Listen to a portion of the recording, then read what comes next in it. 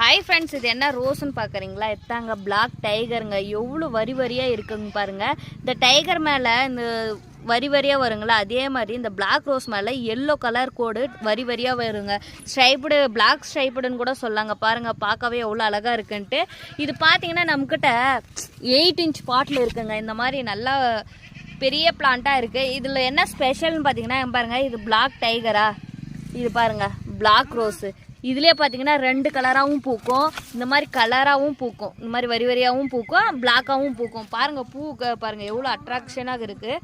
யாருக்காச்சும் இந்த 8 இன்ச் பாட்டு பிளாக் ரோஸோ இல்லை பிளாக் டைகரோ வேணுமானாலையும் புக் பண்ணிக்கோங்க. இங்கே பாருங்கள் நல்லா சூப்பரான பிளான்ட் இருக்குங்க.